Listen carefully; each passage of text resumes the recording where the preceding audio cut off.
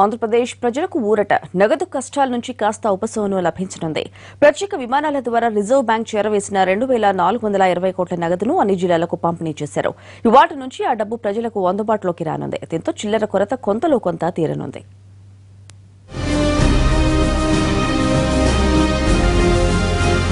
కేంద్రం పెద్ద నోట్లు రద్దు చేసి సరిగ్గా 25 రోజులు. బ్యాంక్ అకౌంట్లలో కావాల్సినంత నగదున్న జేబులో చిల్లి గవ్వలేక జనం పడుతున్న బాధ వర్ణాతీతం. ఏటీఎంలు అలంకారప్రాయంగా మారాయి. బ్యాంకుల్లోనూ నగదు నిల్వలు నిండుకున్నాయి. పరిస్థితి ఎప్పటికప్పుడు సమీక్షించిన ఏపీ సీఎం చంద్రబాబు తక్షణమే రాష్ట్రానికి నగదు పంపించాలంటూ ఆర్బీఐకి విజ్ఞప్తి చేశారు. దీంతో 2,420 కోట్ల నగదును ప్రత్యేక విమానాల ద్వారా రాష్ట్రానికి చేరవేశారు. ఈ డబ్బును యుద్ధ ప్రాతిపదికన 13 జిల్లాలకు చేరవేశారు.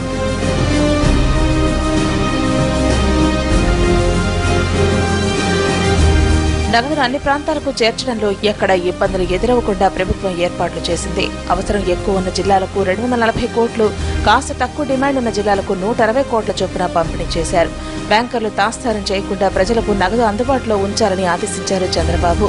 సమయపాలన లేకుండా ప్రజల సౌకర్యార్థం పనిచేయాలని సూచించారు.